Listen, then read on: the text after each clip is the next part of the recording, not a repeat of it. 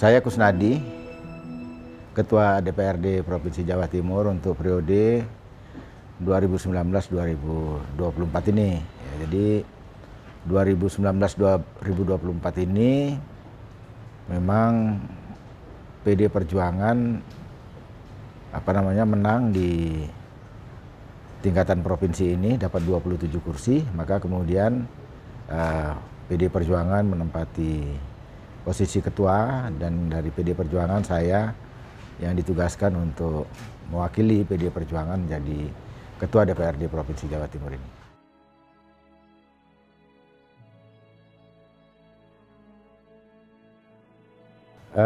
Jadi gini Mas, memang ini suatu musibah yang tidak kita duga-duga ya sebelumnya, dan ini memang kemudian dengan adanya wabah COVID-19 ini mengharu-birukan kehidupan kemasyarakatan secara menyeluruh, ya Mas ya. Nah, begitu COVID-19 itu muncul pada awal tahun yang lalu ya, jadi Maret tahun 2020 yang lalu itu saya rundingan dengan pimpinan-pimpinan yang ada di sini, dengan para ketua fraksi, dan kemudian kami sepakatilah bahwa rakyat itu sedang susah, ya, rakyat sedang susah, maka kami sebagai wakil-wakil rakyat ini tentunya juga tidak bisa meninggalkan masyarakat itu, ya tahu. Maka kami kemudian harus berada di tengah-tengah masyarakat itu. Setidak-tidaknya mendengar keluh kesah masyarakat, ya atau kemudian menjadi tempat masyarakat itu wadul, ya, tempat masyarakat itu menyampaikan kesulitan-kesulitannya.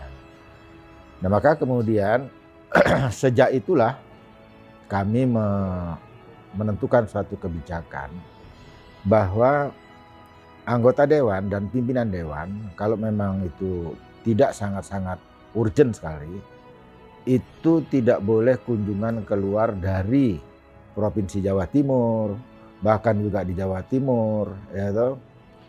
Dan mereka harus turun di tengah-tengah masyarakat.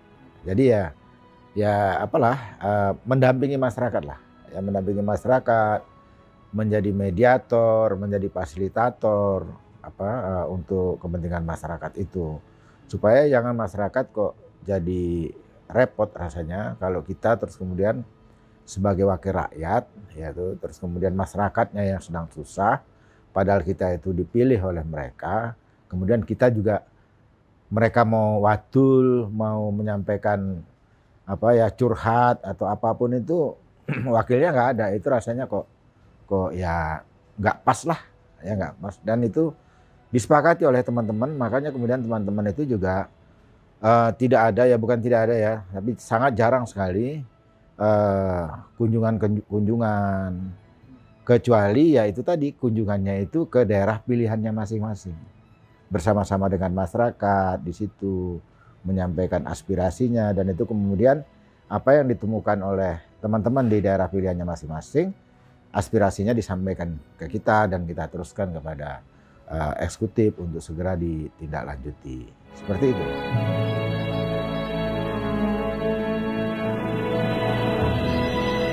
Jadi begini Mas, ya, dari hasil aspirasi masyarakat itu, kemudian kita akan menemukan banyak fakta di lapangan, ya, dan ini kemudian fakta-fakta itulah yang kemudian kita sampaikan kepada pihak eksekutif untuk segera diambil tindakan. Jadi kan itu banyak problem, ya, jadi bukan hanya COVID-nya saja, tapi kemudian akibat dari COVID itu sendiri, ya, tentang kondisi perekonomian masyarakat yang hancur, dan bagaimana kita kemudian juga membuat kebijakan yang lebih pro kepada masyarakat.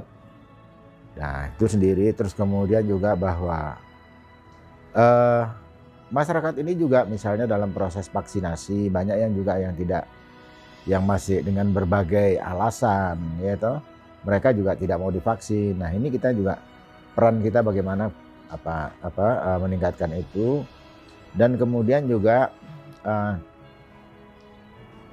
kegiatan-kegiatan vaksinasi yang belum juga sampai kepada di desa-desa seperti itu misalnya. Nah, sehingga juga ini kita juga memberikan fakta-fakta itu semua kepada eksekutif, dan kemudian itu yang dilakukan oleh eksekutif sebenarnya seperti begitu. Apa yang menjadi temuan-temuan kita di lapangan. Walaupun kemudian saya juga prihatin sekali ya. Itu kemudian juga membawa banyak korban pada kami. Ya, jadi anggota DPRD Provinsi Jawa Timur ini selama pandemi COVID-19 ini ada 8 yang sudah mendahului kita semua. Dan itu mereka dapatkan ya pada saat mereka itu berada di tengah-tengah masyarakatnya itu. Saya juga ya syukur alhamdulillah Allah masih melindungi ya toh. Saya juga pernah terpapar COVID-19 ini. Karena apa? Yaitu ada suatu daerah di Lamongan sana yang kemudian satu desa itu desa merah. Kita melihat kasihan banget di sana, kemudian kita melakukan bakti sosial di sana. Ya bakti sosial yang berhubungan dengan COVID tentunya. Ya toh. Nah, karena di sana itu desanya desa merah, ya 70% masyarakatnya terkena, ya pulang dari sana saya kena, ya itu resiko lah. Ya mau apa lagi ya, ya sudah begitu loh ya. Tapi ya yang penting bahwa kita berbuat untuk kepentingan masyarakat seperti itu.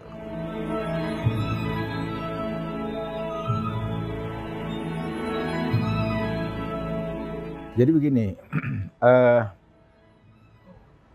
kami memantau terus ya toh. Jadi herd immunity itu kan teorinya yang disepakati itu adalah bahwa 70% masyarakat itu sudah tervaksinasi. Kan gitu toh. Nah, sebenarnya COVID-19 ini kalau kita perhatikan betul itu penanggulangannya cuma 2. Penanggulangannya cuma 2 hal. Yang pertama itu ya vaksinasi.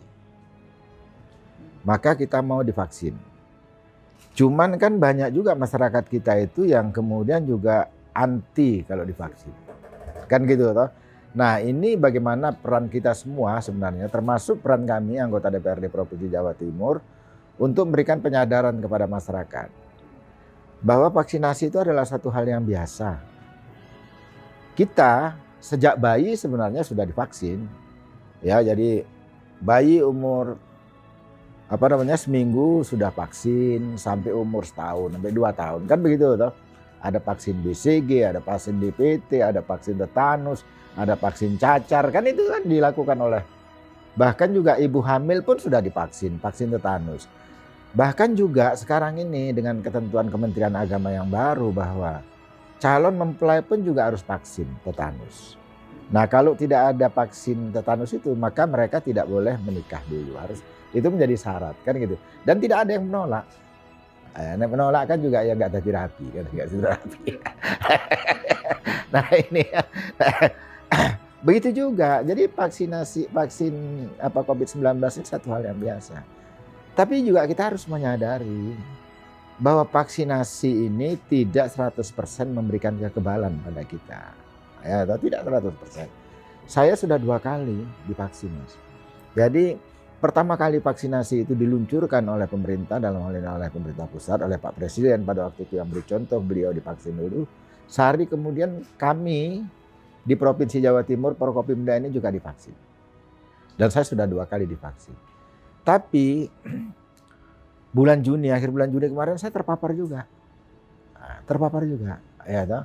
Nah, lalu kenapa kok bisa terpapar? Ya itu tadi, bahwa dia tidak 100% memberikan kekebalan kepada kita. Maka kemudian untuk sempurna kekebalan itu pada kita, maka yang harus kita lakukan di samping vaksinasi itu adalah prokes. Kan ini ya, vaksinasi itu adalah prokes.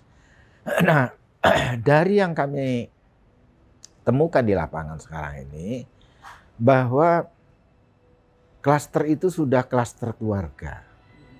Jadi klaster kerumunan sudah kita tidak dengar lagi. Dan ini yang selalu kita sampaikan kepada Ibu Gubernur. Sekarang itu klasternya sudah berubah, klaster keluarga. Kan seperti itu. Nah, maka kita harus melindungi keluarga.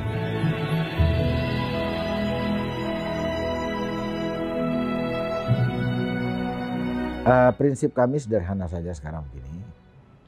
Mereka-mereka yang kecil itu harus dibantu, Mas. Harus dibantu.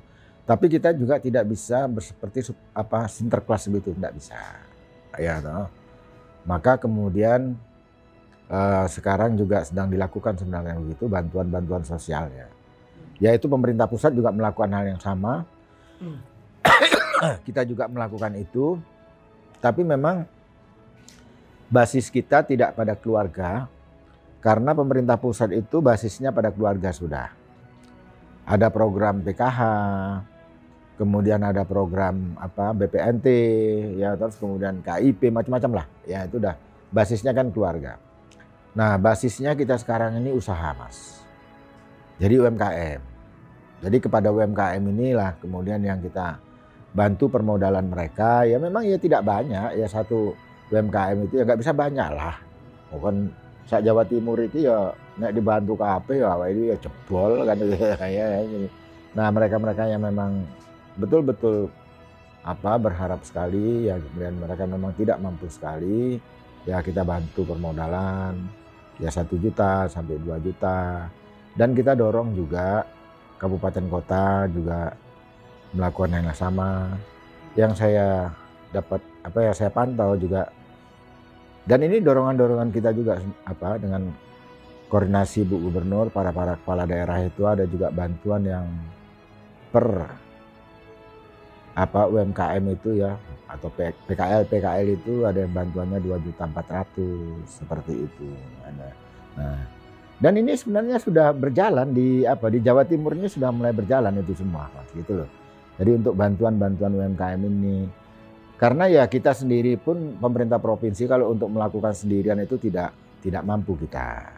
Yang kita lakukan adalah mengkonsolidasi para kepala daerah, para bupati maupun wali kota ini untuk mereka terus kemudian melakukan hal yang sama. Jadi rata-rata saya lihat terakhir kemarin saya di Kota Probolinggo ya, ngobrol dengan para pedagang kaki lima itu. Mereka itu mendapatkan bantuan dari wali kotanya itu, dari Pemdanya itu 2.400.000 kalau saya tidak salah. Cuman yang mereka mereka ini kan keluhkan itu. Kalau masih punya utang di bank, itu tidak dapat bantuan kan. Jadi ya kita utang itu kan karena kita nggak punya kan begitu toh. Merevisi persyaratan itu. Ya gini, jadi dan ini juga ketentuan kan, kita itu membantu mereka untuk melakukan kegiatan usaha. Kan gitu toh, supaya mereka bisa berputar kegiatan usahanya ini. Yang kita khawatirkan mereka itu masih punya utang di bank. Ya memang nggak banyak. Ada yang 5 juta, 10 juta, kan seperti itu ya Mas ya. Nah itu terus kemudian duit bantuan itu nggak nyicil utang lah, usaha ini podo aja nggak pelaku.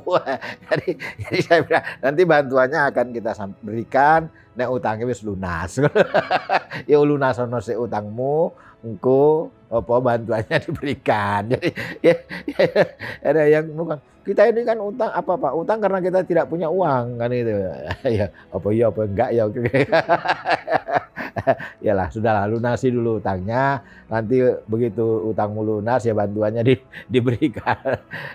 Gitu itulah Mas, kadang-kadang ya kehidupan masyarakat itu begitu itulah ya semacam-macam lah ya, jadi kita juga ya harus bisa menempatkan diri lah dalam kehidupan masyarakat yang seperti itu gitu loh.